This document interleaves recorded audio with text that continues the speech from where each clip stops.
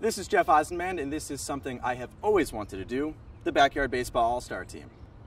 Batting leadoff in center field, of course, Pete Wheeler. Just a slap hitter, a lefty, probably faster than any MLB player ever. Pete Wheeler just gets on base. I mean, I can't even imagine the on-base percentage that Pete Wheeler would have, and once he's on base, just causes trouble for everyone. Batting second at third base, JOCINDA Smith. Of course, another player who can go oppo, who can get on base, something important for this team, a hard-nosed player who's going to set up, of course, the number 3 hitter.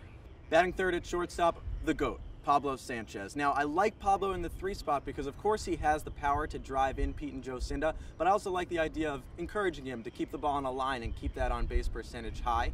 And Pablo could definitely play anywhere in the field, but I like him at shortstop because this is kind of like a Little League team, and that's the most important position. Batting fourth in right field, Kiesha Phillips, the ultimate power hitter. I like her batting behind Pablo, protecting Pablo. She does have a bit of a tendency to pop up, so I'd rather Pablo in that 3 spot. I also like Kiesha as a bit of an Aaron Judge type with a cannon of an arm out in right field. Batting fifth, I like to put a lefty in, catcher MIKEY Thomas. Now, it's kind of funny, it's like Little League. That's the only time you'd ever see a lefty catcher, and that's where MIKEY feels comfortable. But also, just another pure power hitter in that middle of the order. Maybe not the highest IQ, but a guy who's going to drive everyone home, especially if Pablo or Kiesha can't get it done. Capping off this murderer's row of power hitters in left field, ACHMED Khan.